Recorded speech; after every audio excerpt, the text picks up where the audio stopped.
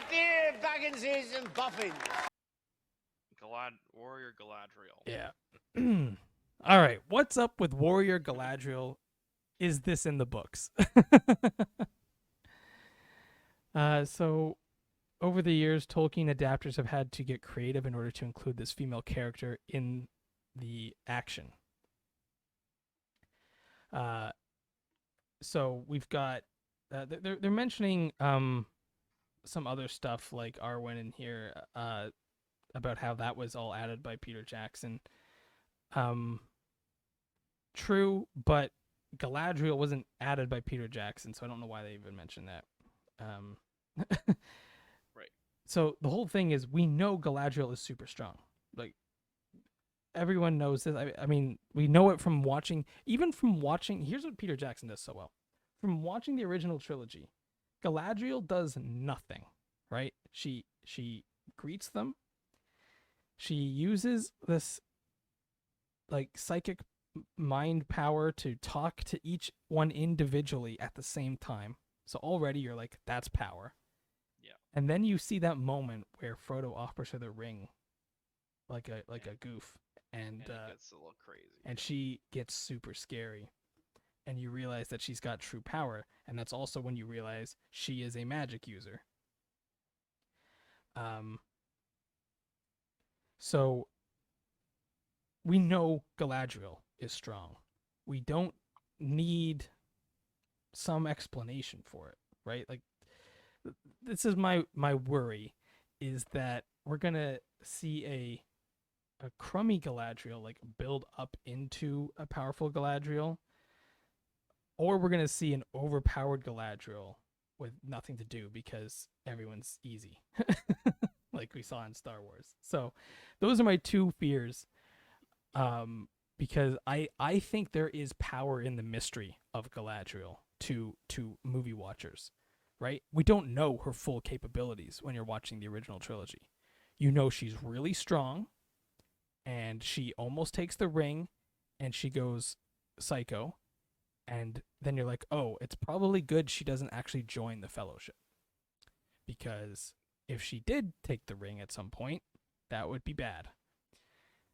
Well, maybe bad. I mean, who knows? Maybe she would be a dark queen that is beautiful and powerful as the dawn, and they would all be happy.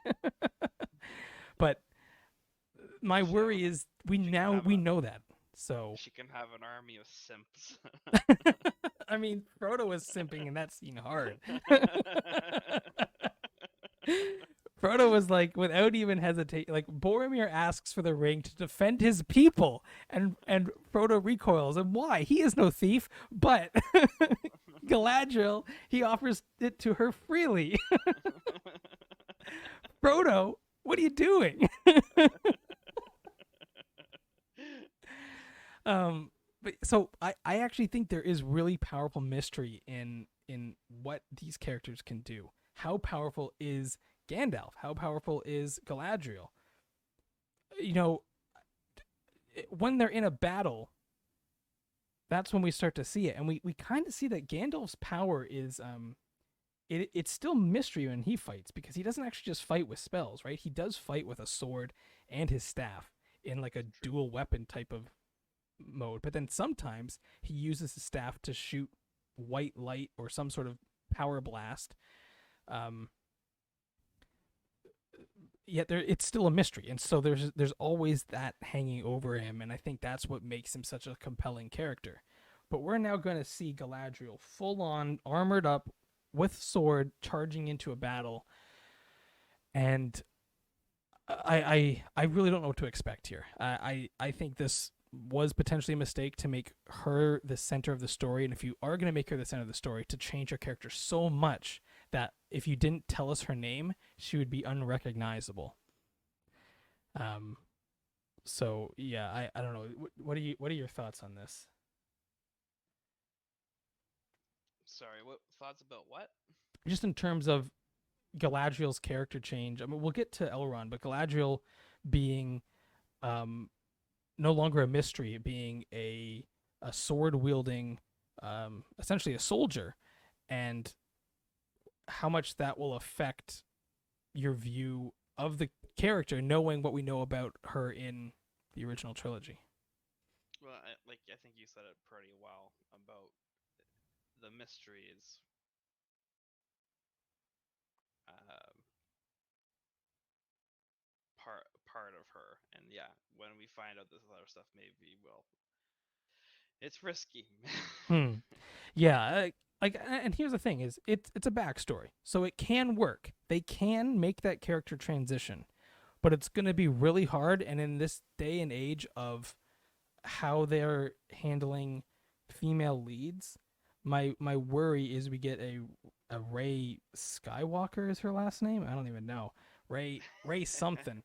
My worry is we get that with Galadriel, because we know she's powerful. So for them, they could just simply write it off and say she's Galadriel. You can't fault us for making an all powerful warrior boss queen. Like I'm seeing a crossover meme of Galadriel Skywalker being made.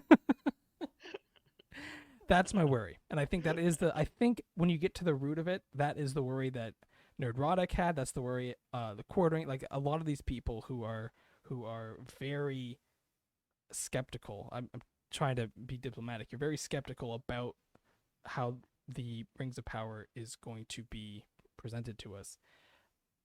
I think ultimately they're worried about these kind of moments where, even with a completely original story about Galadriel, there's so much we know to be true from not only the movies and the books, but also the stuff that they don't have access to.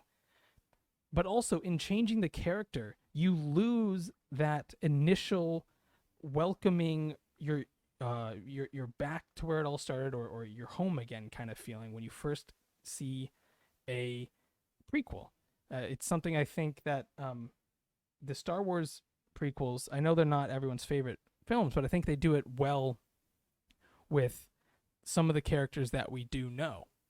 Even though they're not the exact same, you can see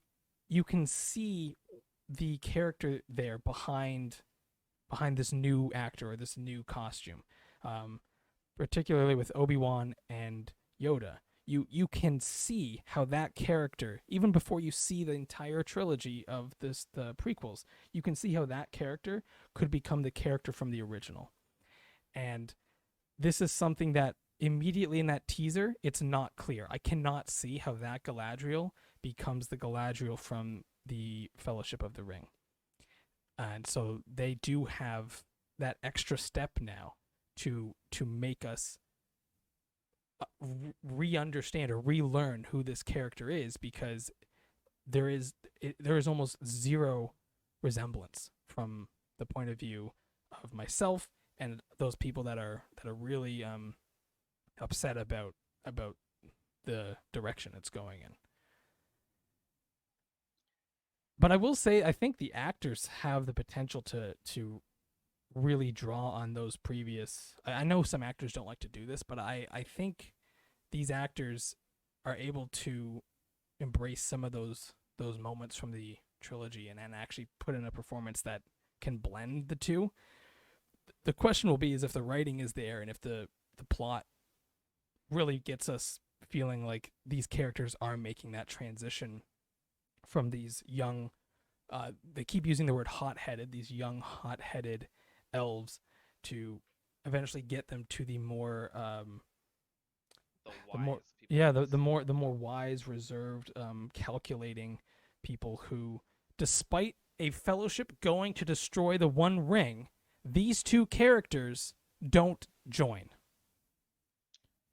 Right? So how do we get them to the point that they're that? Yeah. Like how do you get someone charging into battle like this and being, and now there are explanations. I'm not saying there's not. I think Galadriel would be a mistake to join the Fellowship. I think she's too dangerous. And Elrond doesn't believe in the Fellowship. He wants to leave, right? He wants to dip. So he's like, go on, try it. We'll see if the strength of men can prevail, but I'm dipping with my daughter. and it's like we talked about before, the Arwen plays a huge role and that character shift, which is fully earned. The audience gets why he wants to leave, and then the audience gets why he chooses to stay and help. So that's the case. They now need to make that not just for their own show, and it's not their fault and it's unfortunate, but it's the truth. It's gonna have to also work for the other works that are out there, and it's just a part of it. And it's as unfair as it is. I think that's gonna happen, and I'm also going to be judging him on that. I can't help it.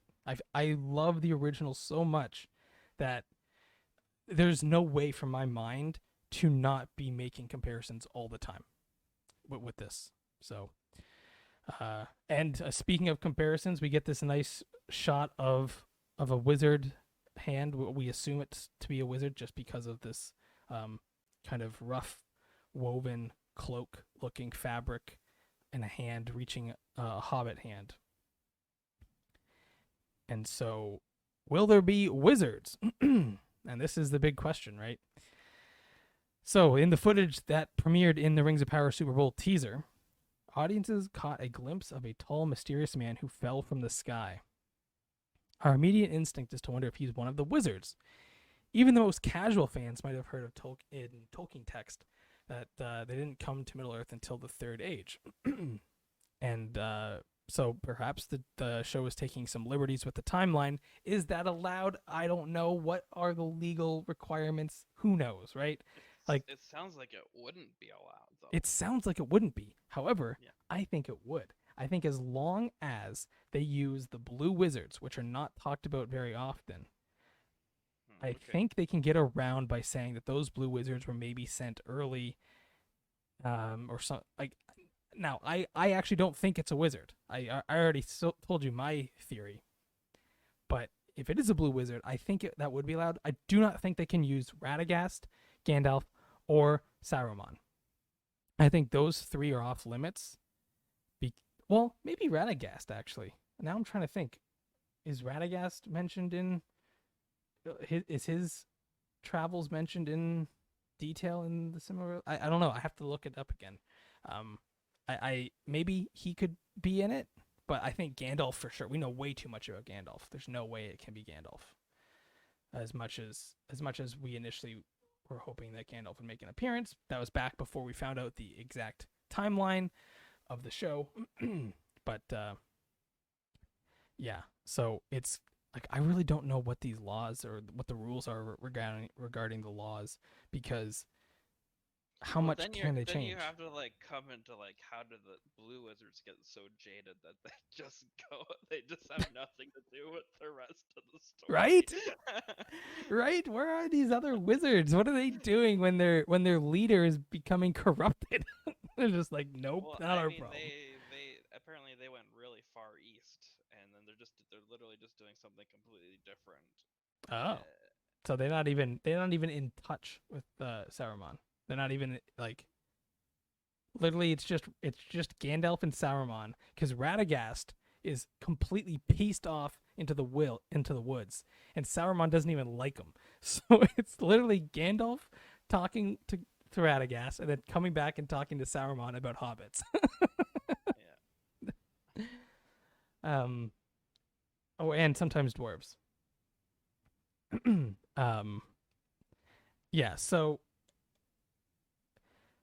here's what McKay had to say, and apparently he answered cautiously. Well, I would say those are not the only beings.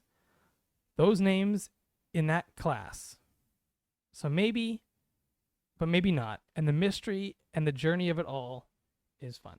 Okay, so I'm trying to break this down. So those are not the only names. It could be a blue wizard.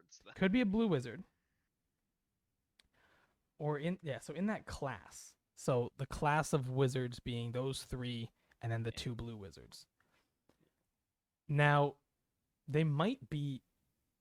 This is why I think it's actually Sauron, or at least potentially a person who is similar to a wizard but in league with Sauron, because they talk about those are not the only beings. And so my guess is that they're saying that there are beings like them. Well, we already know the Balrogs are kind of like them. So maybe they're like, that's like, there's fire there, right? So maybe there's some way for the Balrog to either hide its shape in human form, or just have a being that is in the same class as a Balrog / wizard, but be looking like a human. I don't know. I don't know how much of it is made up, how much of it is legally allowed. So we'll just have to we'll have to wait and see. But yeah, unclear about if there are actually going to be wizards. But then again, are there even wizards in the original trilogy other than Gandalf? Like, we see one cool spell by Sauron where he prevents them from going over the mountain. And then Gandalf, like we talked about earlier, there's such a mystery around his actual abilities. He very rarely uses any sort of magic. His fireworks are actually fireworks. He lights his staff. He does that a lot. He lights his staff with some light, and that's how they see through the mines. And then he chases away some Nazgul that are riding the fell beasts with his staff when he goes out to save the retreating Faramir and that squad of people that lost Osgiliath. So we don't see a ton. I mean, and then we have the fight with the Balrog, obviously. That's epic magic right there. But we don't have a ton of it. And so my hope is, if there is a wizard or if there is a magical user, this is something that Game of Thrones does right. Don't have it so powerful or so prominent that it takes over the entire show, where all we want to do is follow this wizard doing magic, right? It's like Gandalf dropped out of Hogwarts and the only thing he learned was Lumos. Yeah. Yeah. I mean, heck, he even loses an Expelliarmus battle with this.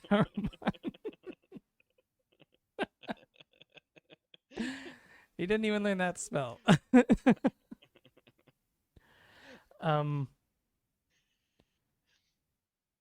So Payne adds, there are tiny little nods to Tolkien that could send you this way or send you that way, and we are hoping people will like talking that and putting together a huge puzzle.